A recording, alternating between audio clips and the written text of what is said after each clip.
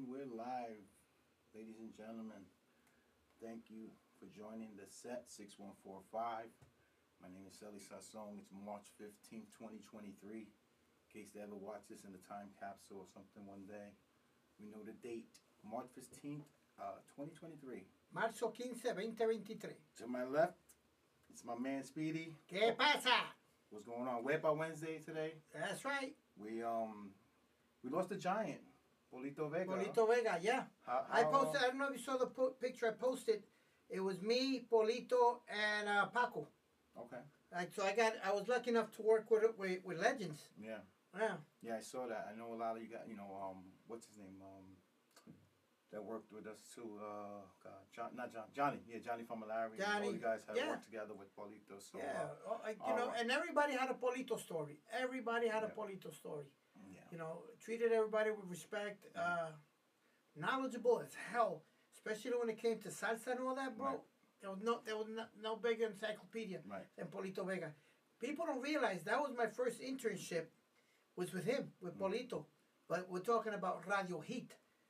When it wasn't even Mega or nothing like that. It was WJIT, the only radio station. I was working for him and this Cuban lady called Hilda Miros. Okay. Yeah. And to the left of Speedy is my guy Danny Reyes from Jave Tequila. Yes. And many hats. He wears many hats. Thanks for having me. Pleasure. Josh, let's run the track and we'll go in.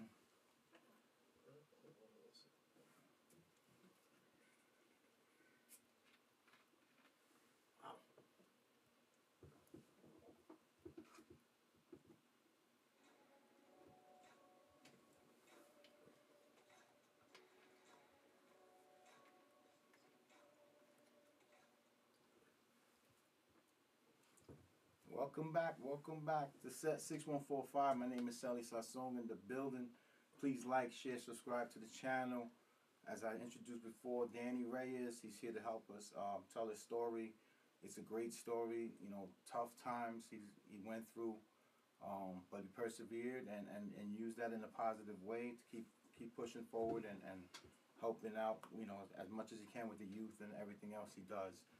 So, and he represents an incredible product. Java Tequila is an incredible product, man. Yes. Amazing, smooth. Doesn't get any better. Before I start, I would like to give an R.I.P. to my brother Pete. He, today's his birthday. Happy born day, brother. Love you. I know you're watching over us, and miss you. So, Danny, talk to us, baby. Where did this story begin? My story? Sure. I mean, I was born in Puerto Rico, so, I grew up there. Puerto Rico. You were born in Puerto Rico? Yeah, I was born in Puerto Rico. I grew up in Caguas till about the age of close to 9 to 10 years old. I came to New York. I did second grade in Spanish Harlem, so my mother moved a lot back and forth. And we did the same. And but like 9 to 10, I guess that's when I learned English, and then pretty much stayed through junior high school and high school on Staten Island. Graduated out there from Curtis High School. It's funny. I have a similar story. I came from Puerto Rico at 8, and I didn't speak English. But my Spanish is terrible now. Right. But when I came, my mother was like, "No ESL. We going into English." Right. That's how I learned. I was similar, but the opposite. My mom and my dad always made me have 1 year of school here, 1 year of school in Puerto Rico. So I did 3rd, 5th, 7th, and 9th in Puerto Rico. That could be very, very confusing because that happened to me. Right. But the one thing was my parents. I only speak to them in Spanish, so I could never forget Spanish. Okay.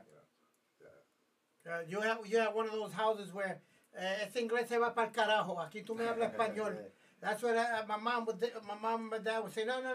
Esa mierda de hablarme inglés no. Aquí me habla español. Vamos. Don't bang me. My mom spoke English. My dad was more of the Spanish, to keep it Spanish and stuff like that. But I know the similar plight. The similar story. But so you went to Staten Island? Yeah. So I started playing basketball. Actually, I was playing basketball in Puerto Rico, and then I started playing here because I have a cousin, Papo, that's actually big coach over there now, still to this day. So he put me into basketball. What's his name? What's his name? Papa Molina. And, Sounds familiar. Yeah. Yeah, he worked with. He has his own organization, but he's done like The Piculín Ortiz and those guys. Yeah, Raymond Dalmau, Yeah. Neftali Rivera. Okay. So out of high school, I played like gauchos and all over Oh, the city. nice. So I was like McDonald's All-American honorable mention. Like I was like a top 100 player in the East.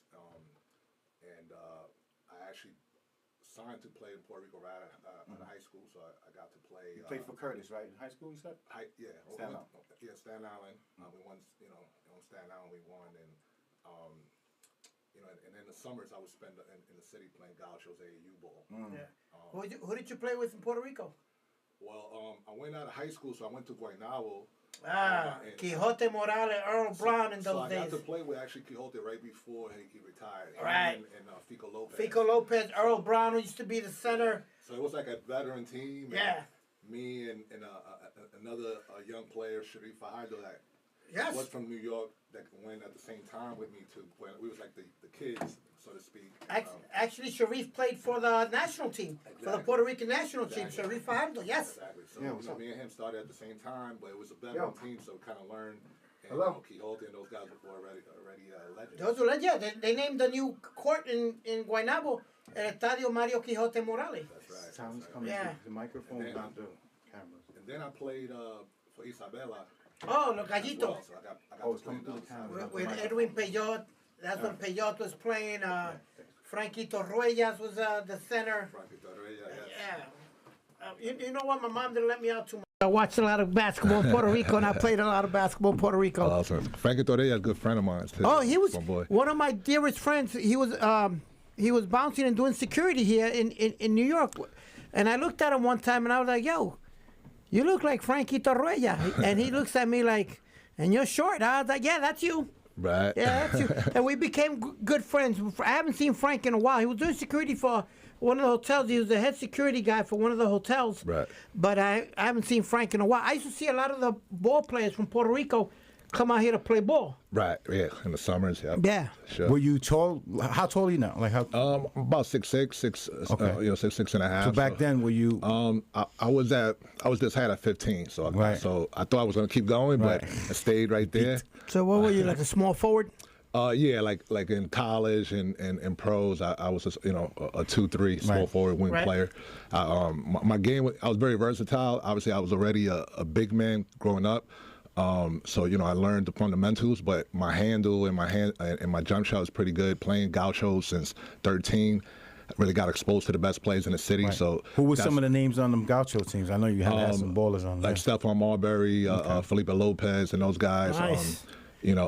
Gary Sanders, Charleston Clark. A lot of great players from the city area, and then players that we used to play against, like Kareem Reed and those guys. So, yeah. Kareem Reed, he's uptown. I think. St. Raymond's, Yeah, yeah. yeah. I remember. Yeah. Yeah, I went to New Mexico to play ball, and I remember Corey Williams went from here. Corey Williams, me and him were teammates in Gauchos. Okay. You Yeah, know he what was I mean? nasty. Me and him the same He age. went to Odessa. Yeah. I seen him over there. Yeah. And Wow. that's my boy. And He's doing Moochie. his thing. I ran into Moochie Norris out there too. Oh, Moochie, wow. Odessa. Yeah. That's how I met them out there. But anyway, so your life takes a turn, right? Yeah, so basically I was completing my third year of college. What college did you go to? Well, I was completing. I went to junior college, right? So I was completing my final semester that I needed to get my associate's degree to be eligible to go for a 4-year Right, Division I school. right. So so at the time I was getting the credits that I needed. I was about a month away back in 1998, and I already had went down to South Georgia for junior college Right. my freshman year. So I kind of didn't want to go as far, but so I was already I was being recruited by Hofstra and University of Maryland, Baltimore. That was recruiting me for a while too. So I was leaning to those two schools, and then Keyshawn, which I had was my teammate in Curtis High School my junior year. he invited me to this basketball workouts in North Carolina to it was going to be like a showcase with a lot of college talent, basketball players. Yeah, so it was a holiday weekend. I haven't seen him since high school, so I took it as an opportunity just to go down there, have a good time, catch up with friends, and play high-level ball, and maybe attract a few more schools could never hurt. Of course. So it was literally like a last-minute thing because he had this trip planned with Jermaine Grant and Ray Sean Brown for many months, and so I say that because I met Jermaine and Ray Sean that night, right? And then we were driving through Jersey, we was going to North Carolina, and ultimately we got pulled over by state troopers, and it was one of the biggest racial profiling incidents in America. I was shot 6 times. Oh my God! 6 out of 13 shots fired. So he basically took half of the load. Yeah, Jermaine in the back got shot 4. Ray Sean got shot 3. Keyshawn, the driver, he's the only one that did not get hit. So it was a crazy scene, but it was a classic case of racial profiling. So they just pulled you over. Like how did that? Like they pulled you over. They were profiling us first, right? Because Keyshawn was driving in the middle lane, and when I noticed the trooper vehicle, they came to the left lane and kind of was riding next to us, looking inside the vehicle for like several minutes. So I remember, immediately looking to see how fast Keyshawn was going. He was going around the speed limit. Me and him was catching up, talking, and it was just awkward, but they was just there watching. I honestly thought they was going to proceed and keep going, but they decided to eventually slow down, come behind us, and put their lights on. So that's when, we knew, okay, they are pulling us over. And then, pretty much Keyshawn made his way to pull over to the right shoulder. My recollection is, as the vehicle pulled over to the shoulder and the trooper vehicle pulled right behind us, I felt a bump, and all of a sudden I heard a gunshot. It's happening real fast, and then the one trooper comes to my window, and he takes out his baton and just cracks the window. So I showed him my hands just to show that I was no threat. I'm not trying anything. And he just cocked his pistol, started firing. So I ended up getting hit twice in this arm, and shattered this bone and shattered that bone. So, and then I put my leg up too, so I got shot twice, like in the hip. One was in and out, and then the other one is still in my stomach now. But in the whole chaos, because now the other troopers shooting from the back. Now, did they think you were shooting at them, or they just went off? How did the actual incident they just started shooting for no reason whatsoever? Well, looking back now, like I said, I felt that bump, and what ended up happening, it was Keyshawn, when he was one of those levers, like minivans, back when they used to have the lever on the side. Right, to lift it up to open the door. He to put it in park, and it didn't go all the way to park, so the bumpers did touch. And that's why it was felt. But when the bumpers felt, like they just came out very aggressive, I heard a gunshot, and then the guy came to my window and broke the windows. But they should have just told the truth and just detailed exactly what happened. But unfortunately, they really made up a whole different story that just made it worse, because their story was that we were trying to run them over. Like they was literally already outside the car as the car vehicles coming at them, and they was just shooting for their lives. Right. Their lives were never in threat. Danger, because none of you guys had guns, right? They was only shooting in. The car was never coming at them. So they made a story, and through the reenactments that were made and showed that the bullets were always coming from the top, plus key witnesses that had the same account as from a distance, as saying that especially with their when they ended up getting indicted, it was aggravated assault against everybody. And Danny, I want to stop you real quick, because I want to take it back to before we even get to the indictments, the team that they got together of lawyers, and Corcoran Group, right? And I think Al Sharpton got involved with you guys, and a bunch of yeah. I mean, we were very lucky, very blessed to have the people come out and really demand a real investigation, right? Because the problem. And this is what, 96? 98. 98.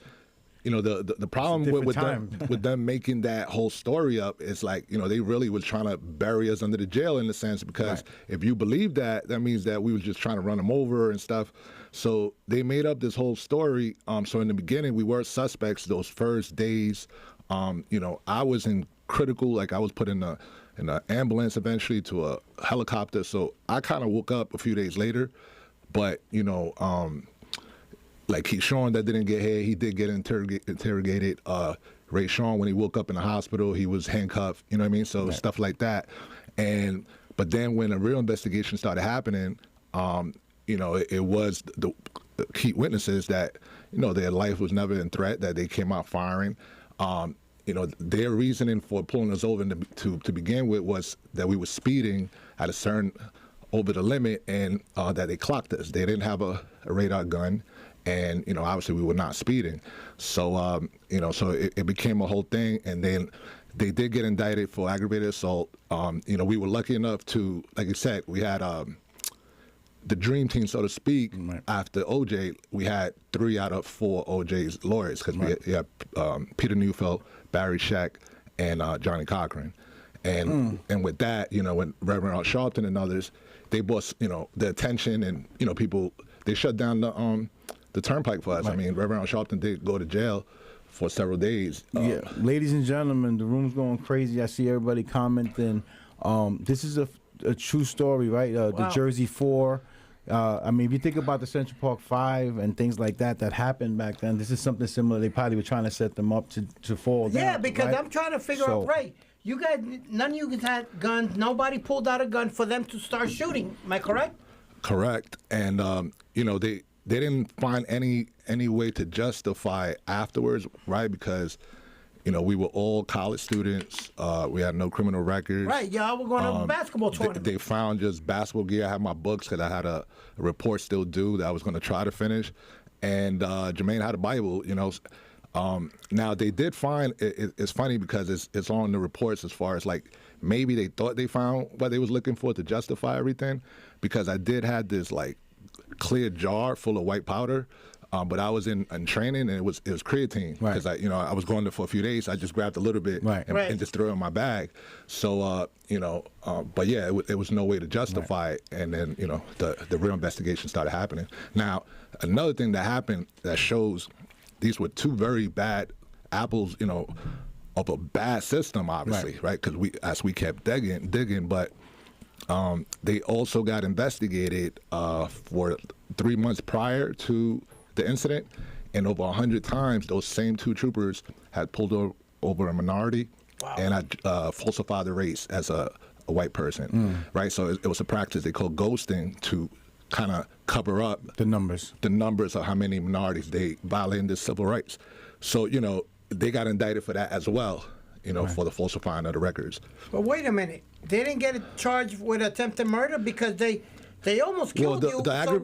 They got aggravated assault against all 4 of us, and then the attempted murder charge was only against me because, you know, there was witnesses that said I had my hands up. He cocked his pistol, looked right at me, and started firing. So there was attempted murder charge as well against me. Right. Yeah. So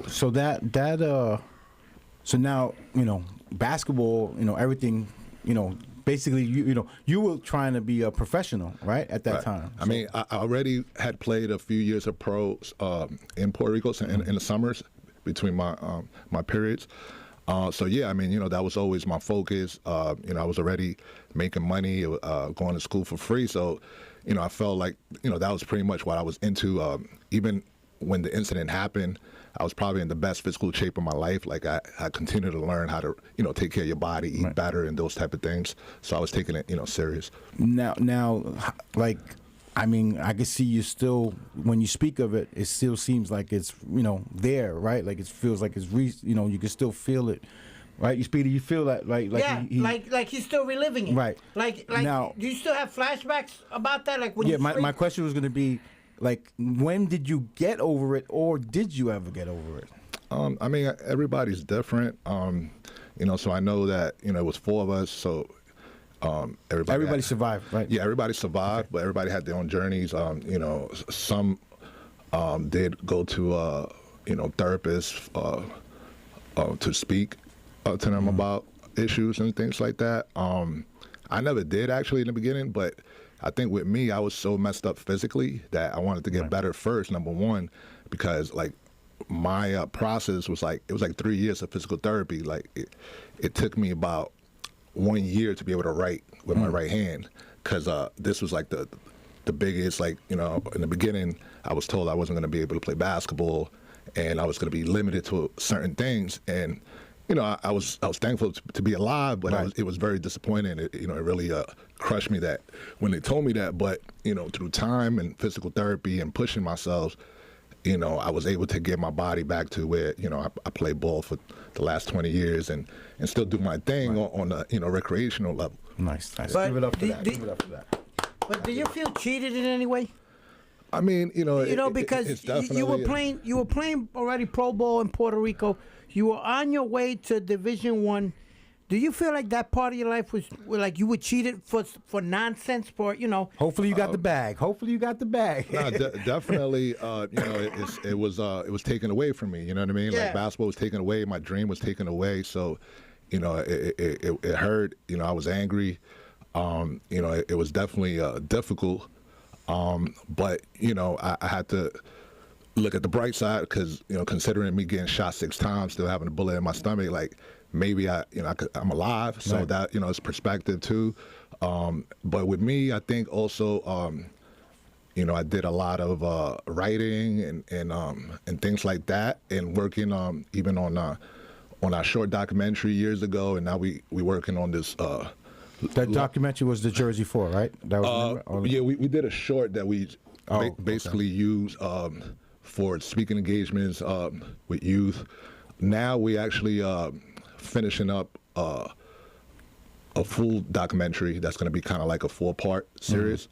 Right now, we actually in edit mode right now. Okay. I want to take it back real quick, and we're going to get to the documentary again.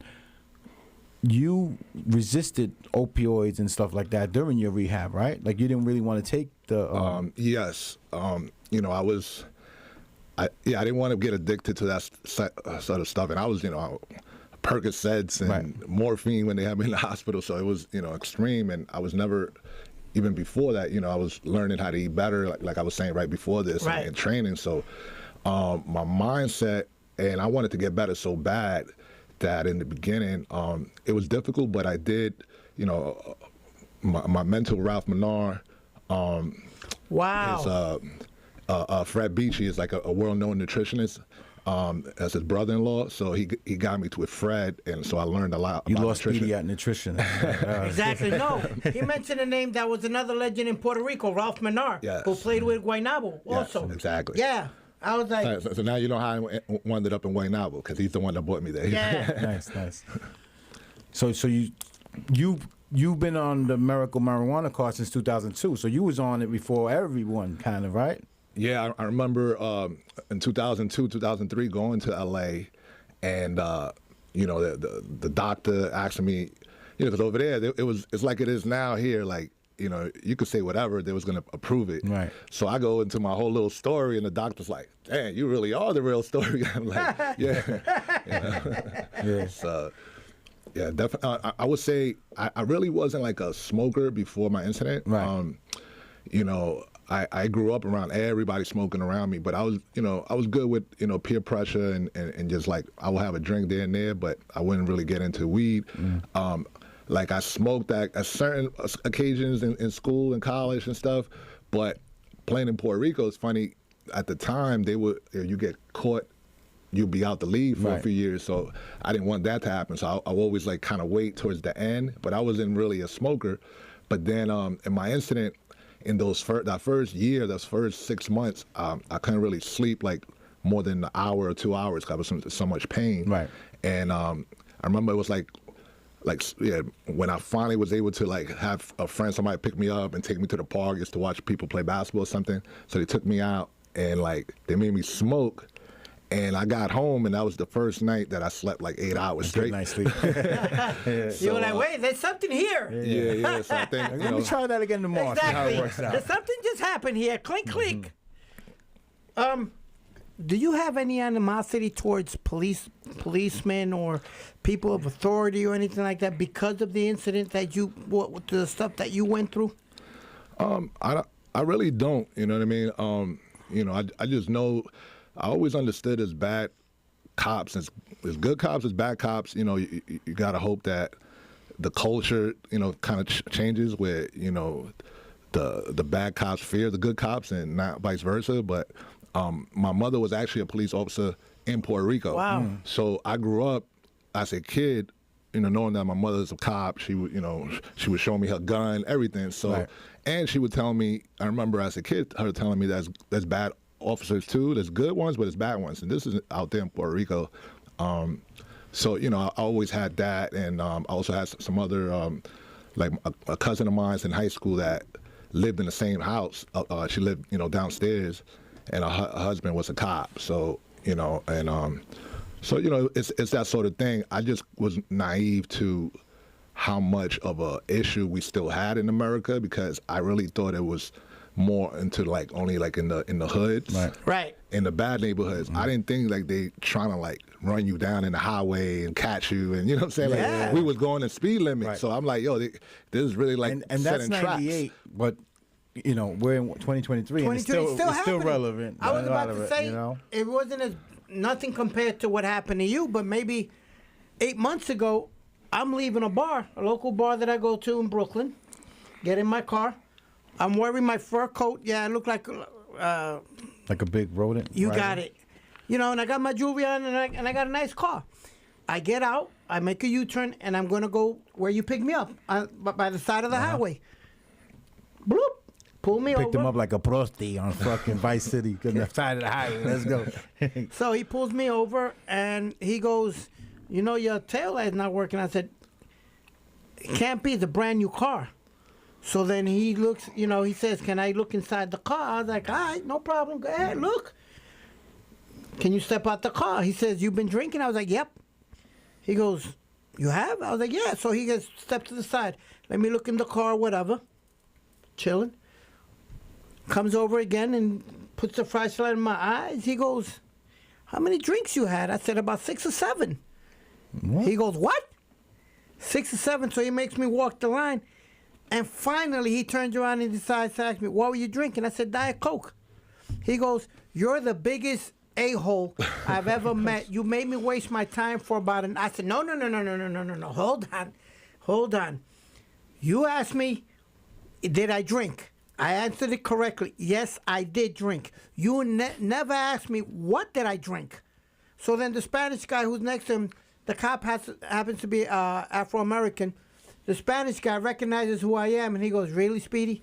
You had to go there and do this? I was like, bro, what do you want me to tell you? I'm being, you know, straightforward with the cops. He wanted to look in the car. Go ahead, look in the car. Do whatever you want. Yeah, but now I got to deal with him all night, pissed off because you pissed him off. I was like, sorry. They gave you the baton to your head. No, but again, I was stereotyped automatically. Oh, he's supposed to ask, have you had any alcohol, right? Right. Get right to it. Get right to it. You didn't ever ask me what was it?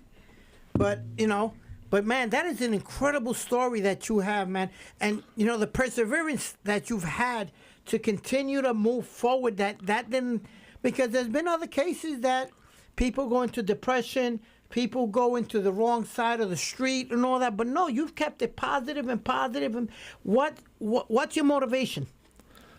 You know, I don't know. I think, you know, I always had like something in me. Like I kind of felt like, you know, just surviving. And even in the beginning, you know, I seen so many people support us and rallying for us and those sort of things. When I was finally physically able to go out, and if, you know, the Reverend or Sharpton or Johnny Cochran called me to do something, I was like, I made it happen. I was there, you know, and then, you know, I just kind of learned about, you know, more about civil rights and movements and those sort of things. So it just became like a natural thing.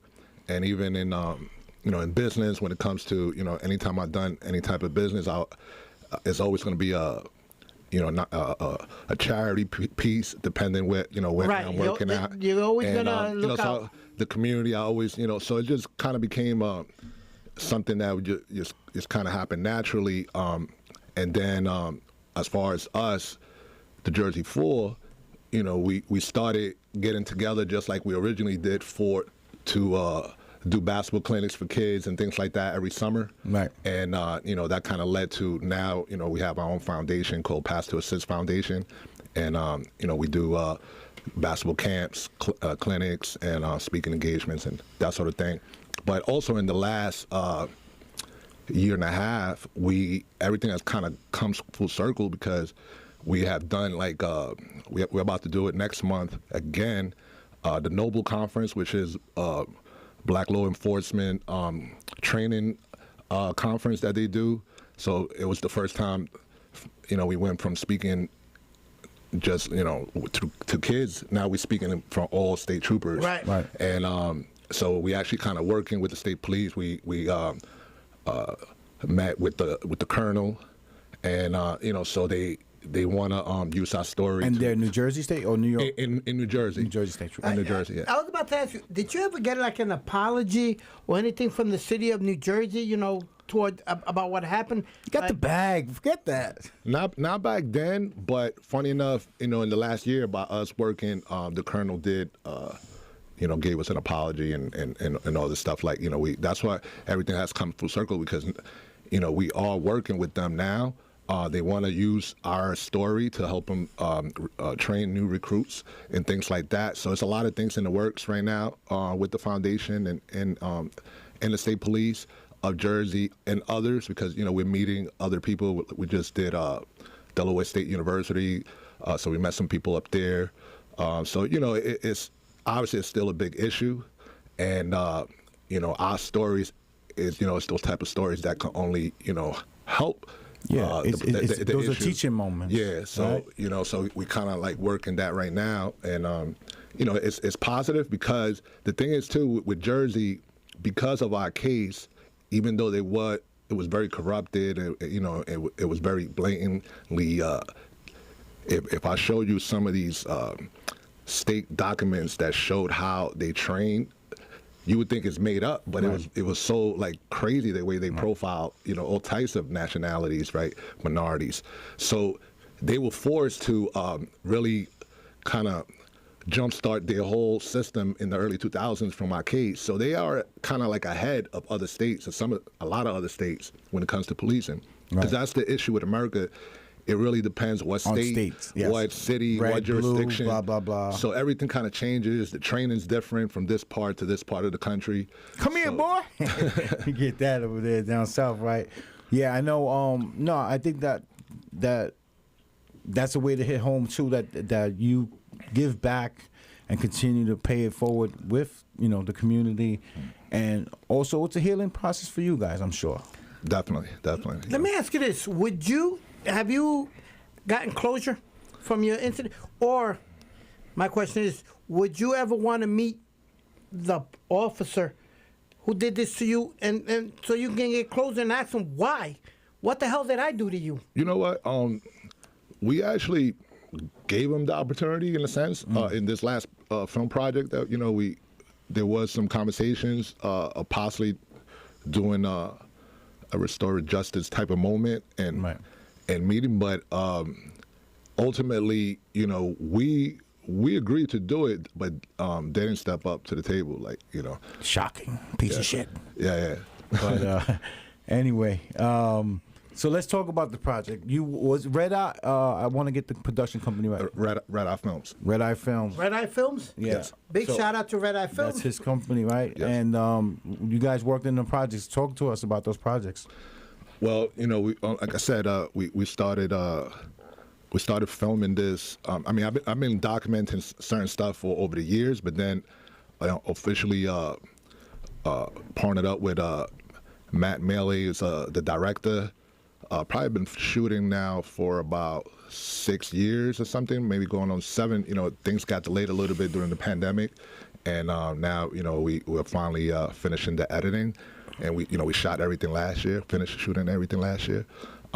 So we also partnered up with RTG, Respect the Game, which is like Slam Magazine. That's their film division. So they kind of came in a couple of years ago to kind of help us finish the film and also help us get the rights distribution deal. So we basically, right now trying to finish it to screen it for the distributors. And hopefully, get the Do best like deal. a sizzle reel and get it out there. Yeah. Yeah. So hopefully, if things go right, it will be out towards the end of this year. Speedy wants to do a show on 80s clubs. No, actually, I have a project.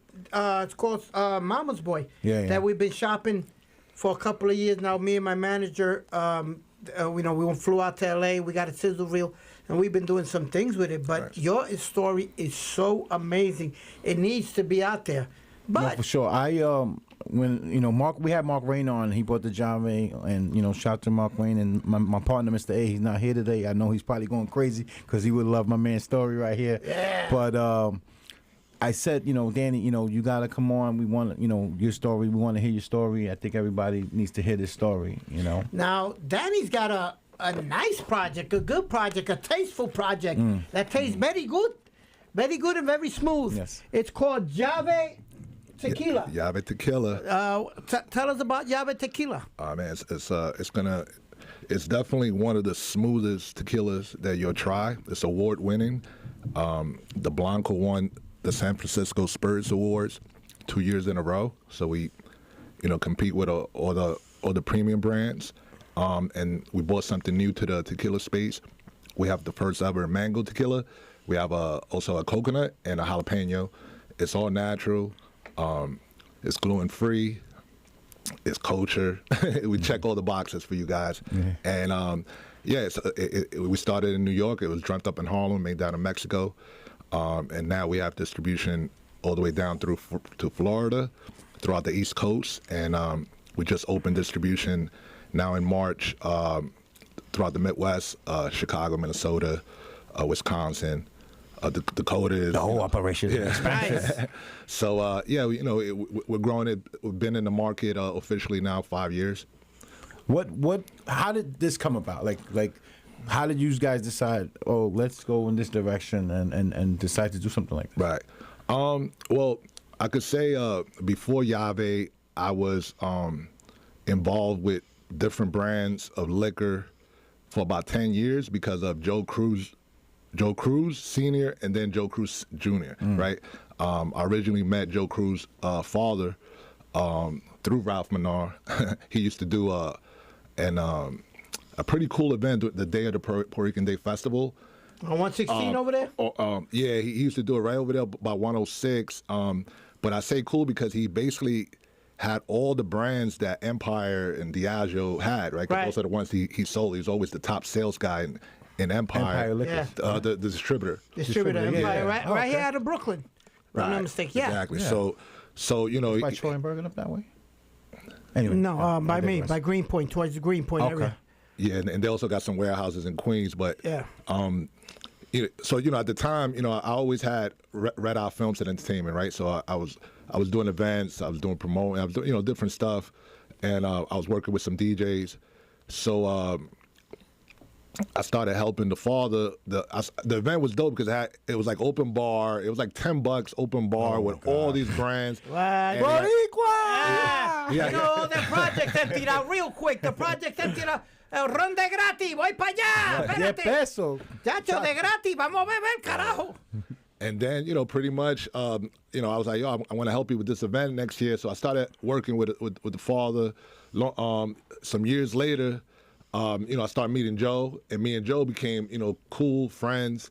And Joe left Empire, right? So then he actually went with another supplier. It was a brand called 20 Grand Vodka, back like in 2011 and 2012. That pretty much I was, doing a lot of the things that I do today for Yave with Joe unofficially, but I was. You were marketing. I was doing literally, the marketing. because with Joe, he started doing the whole country with that brand, so I did events with them in Vegas and LA. We went All-Star Weekend in Houston, so we were doing certain things, and then Joe came with the idea we used to talk about it. Yo, it'd be dope to finally, you know, have our own brand instead of selling somebody else's brand. And he came with the idea to start, you know, a tequila.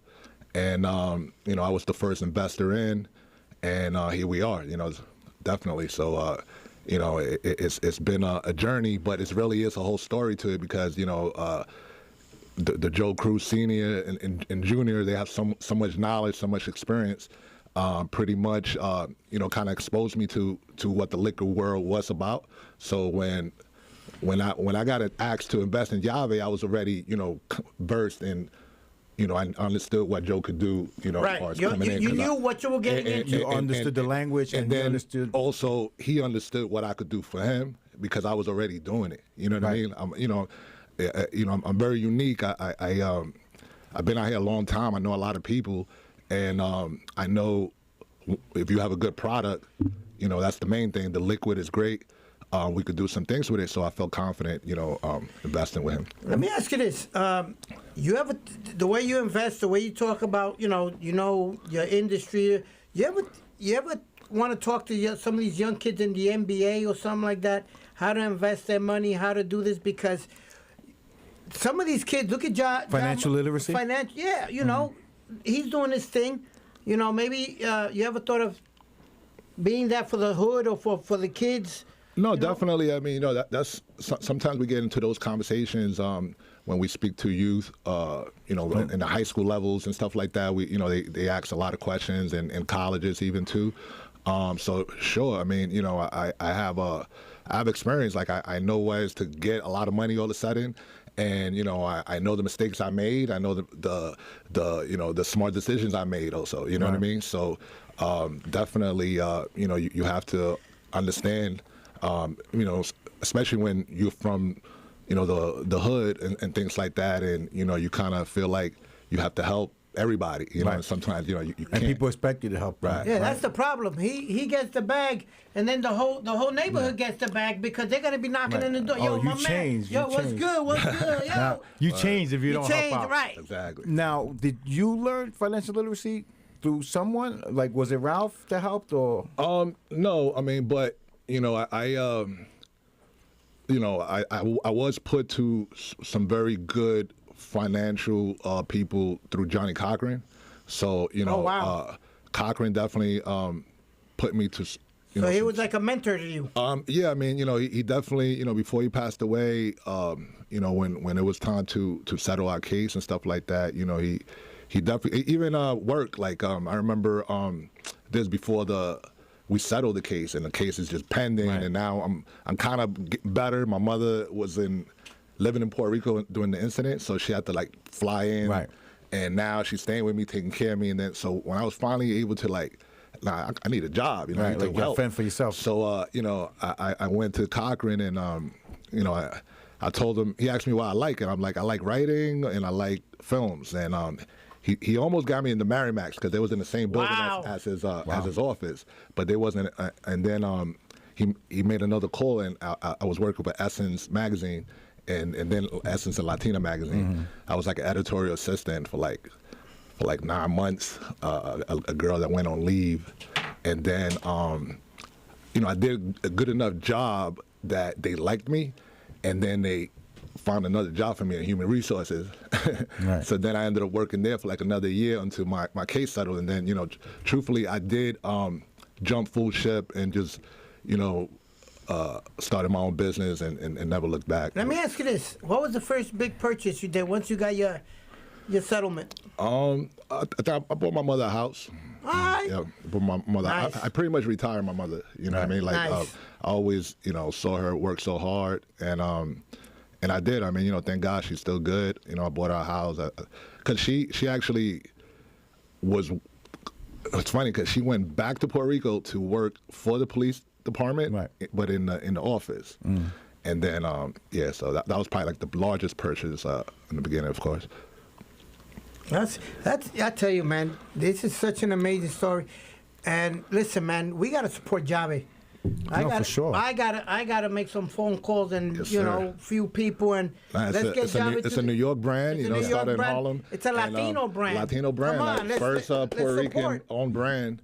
Are the Brooklyn Nets, I know you're the Barclays a lot. Are they involved with it? Like, are they trying to get involved with you guys or anything? Or have you pitched that to them? For we working on it right now because we actually I see you like over there a lot. Like, yeah, and right now we actually right across the street. There's a new roller skating ring that just opened right across the street. Oh, really? Okay. And they gonna they just started taking the Yave. Yeah. So and it's funny, like their people is there, so we're about to actually have that. Ethan 57, Ethan, if you're watching, actually, because you got the liquor store, let me know if you need Java up in there. Yeah, my people. Yeah, we're gonna make some connections. I'm sure. gonna make some phone calls. We're gonna make this happen, man. Definitely. Because this is, I don't know if you know this. The original Jave in Puerto Rico was rum. Rum Jave. Right. Was one of the original. It was Don Q, Rum Jave, and Palo Viejo were the three main things in Puerto Rico. That's why it called my attention real quick, like Jave. I was like, oh, wait a minute. Right. Yeah. And you guys got the merch? You selling hats and stuff like that? Or that's just personal? Personal, but we do have on yavetequila.com certain items that you could get. Sometimes we'll have the hats. We have certain T-shirts that's different from the ones that we give out and stuff. So it's cool stuff. But we're definitely going to come out. Luis Jimenez does his things out there. You got to bring the Jave. No, I'm definitely. We're bringing a. I'm gonna have him on the other podcast that I do, which is with Luis Jimenez. I'm gonna have my man here tell the story because it's just so. I'm shocked. I really am that he. And we appreciate you coming and tell your story, man. We thank you for having for sure. It's just like the way, me personally, I would have been mad at the huge expression at the fucking world. You are that way now. I would have been mad. No, but you know what I mean. I would have been mad at the world. Like, you took away my basketball. You took away everything that I wanted. I would have been, and the way you dealt with it is just like, listen, man. I'm a turn. It's like you made it an algebra problem. I think Speedy. I think everybody made it you made it a positive. I think everyone deals with things, trauma differently, right? So he could have. He could have said, "Fuck the world." Yeah. Some people decide like they're just ready to. They're ready to die. They wait to die. You decided I'm gonna live. Right. And you just started living and pretty much, yeah. That's well said, Sully. I got a little bad. That was that. I should just stop right now. And that's to say, in our story, it's four of us. So some of us had different journeys, and had those type of feelings, and all that is documented in the film of what everybody was going through. Because and it's going to be the Jersey 4, the film. It's going to be that's the name of the. Or you guys switching up? It could change. Right now it's Jersey 4, but yeah. You guys can look this up. It's public information. The Jersey 4, that's our Instagram or whatever, and Pass to Assist is the foundation one as well. Pass number 2. Cool. So besides Java, what are your future projects? And I know you got the movie coming, and you got this. What else you're working on? Anything else we need to talk about to put it out there? There is another project that we started working on called Warriors, which is basically it's more about gun violence, but that's kind of like a documentary based from where I'm from in Staten Island. Stories from there, and now that comes out. So you were in Staten Island when the Wu basically started to pop, right? That was that era. Yes, like I was in high school, and I know, like Method Man kind of lived like down the block from me, and I saw the whole movement to where it blew up, for sure. Right. Yep. Are you a baseball fan? Like, are you watching the WBC? Have you watched? I watched the Puerto Rico game, and I watched a couple of the games. Yeah. Yeah, we got the big game tonight. Exactly. Please don't send me the score. Yeah. No, they already gave it to me on here, but we got the Puñeta versus Coñazo. Yeah, and it's Mofongo against Mangu. Yeah. But can I, Sally, I envy him because he played in an era in Puerto Rico of basketball when you had 10 to 12,000 people inside that stadium, and they would throw hands if it came to because. I'll give you another thing about I played for 3 years, 95, 96, 97, but then after my incident years later, I actually bought I was apoderado I bought the Cuomo team. Oh yeah, Dean Borges. So I was 50-50 partners with Hector Miranda, that was the owner at the time. That's when you had Dean Borges and all them guys. Yes, Dean was with us because we actually, the first took one of the worst teams. Obviously, it was on the market. So the first year we missed the playoffs, right? And the second year we made the playoffs, lost in the first round. And then the third year we made a crazy run, and I wish I could say we won the championship, but we lost in Game 7 to Ponce in the finals. Yeah, so it was the first time that Cuomo made it to a finals. So they still did like a parade in town. Yeah, but Sally, man, that was an era that will never repeat itself in Puerto Rico. I remember that era of basketball, nah. I remember that back, like Piculín, right? Ortiz. No, Piculín was a little before that. Flores, after there was that. a coach right there, like the main coach, like the guy Flores. Because I remember the Puerto Rico teams were decent. Yeah, like Piculín was still playing like when I got there. Right, with San Germán. Yeah. That's when he was with San San Germán. And then you had Eddie Casiano. They was playing on the same team. Right. And then you had Bobby Rios also, and all these guys. Those were the guys. You get Pastelito, Empanadillas at the games. True Carter. Yeah, Mincy, Jerome Mincy. Yeah. Yeah, Ruben Rodriguez, who was the dead-eye shooter I've ever seen in Puerto Rico. Two of them. Ruben Rodriguez and Raymond Dalmau were the, like, two sharpshooters. Boy, you can like. You want to update, Speedy? I got an update for you. Nope. Puñeta! Hey! One zip. Let's go. But yeah, Danny, man. Again, we thank you. If you want to give your social, your Instagrams, whatever, where they can find you, I'm definitely. Sure people definitely want to holler. Yeah, my personal is D Reyes 34. D Reyes 34 on Instagram, and the Jersey number 4 is the Jersey 4 project. Passtoassist.org is our website for any information about the foundation. Yep. Hey Danny, you looking pretty good shape. Can you still get in the court and dunk and all that, or? I'm finger rolling, I'm butt rolling. George Gervin, right? Yeah. I wanted to ask you one more thing. I looked up when I was checking your profile. The America China Sports Association. You still involved with that?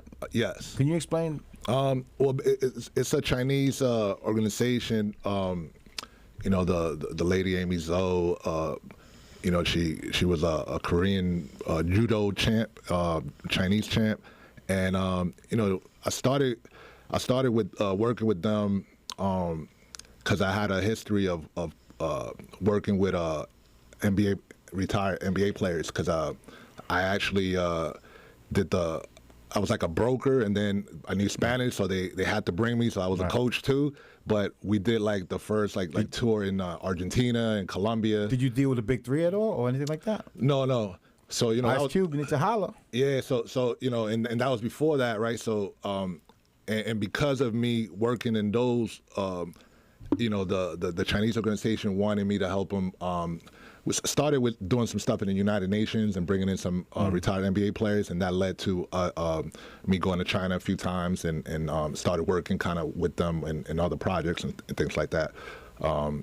So I have like that was pretty awesome because although basketball was taken away to play, I visited different parts of the world with some of the guys that I kind of grew up watching play and stuff. So those were amazing experiences, and that connection kind of. But all that actually, when you connect the dots, it also comes from me owning the team in Puerto Rico. So that kind of put me like in entertainment 101 because I had to like learn marketing and events, and one of the ways that you could offset costs sometimes in Puerto Rico. If you lose money over there, you could use the stadium in the off season for really at no cost, right? As long as some of the money goes to the team.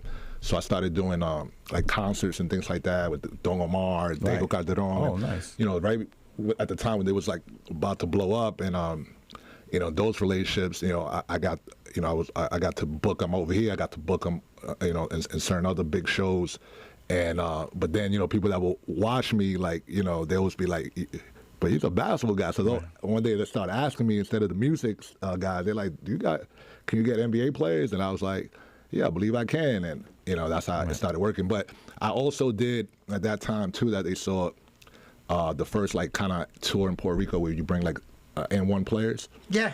So we started with like an event over there in Bayamon, and then they brought us back and did like a 5-city tour. Like the N1, when you like the professor and all those kids like that. Yeah, we went with Haddock. Babito was on that trip. Stretch and Babito, yeah. Yeah, so it was pretty cool because there was a team from Puerto Rico called Puerto Rico Street Ball that they put together. Right. So kind of made like so that was fun, and working in those things, I more relationships with some of the people from the island and out here as well. So. I have a friend who does the tournament for the old timers on 116 Santos.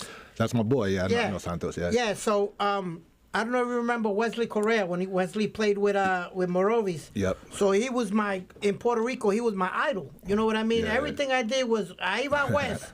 So he actually hooked it up, and I didn't know. I got to meet Wes Correa here in New York. I was just like, I tell you, I've interviewed 1,000 people, and I was just like, hi. We started talking. We interviewed him. He scored 38 points on Michael Jordan. He definitely used to get buckets. Yeah, for sure. Yeah, I remember when I was little. Yeah. I used to. He scored on Michael 38. Yep. Yeah, nah. But man, once again, incredible story of perseverance.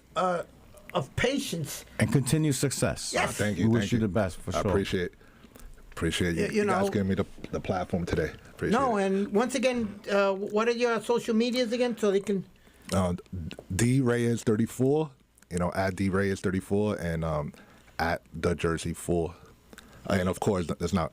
Llave Tequila. Yes, at Llave Tequila. Llave Tequila. Drink Llave. Ya tu llave. Aquí tenemos la llave del sabor. Llave Tequila, mi gente. I like that one. ¡Wepa! La llave del sabor. La llave del sabor. I get credit for that one. Yeah. Yo, everybody, thank you so much for joining us tonight. We appreciate you guys. Always love. Pee Wee, Egg Roll, Mel, all you guys in the room. Ephraim, thank you for the updates. 2-0, puñeta. Hey! Let's go. Yes. Listen, we see you guys next week.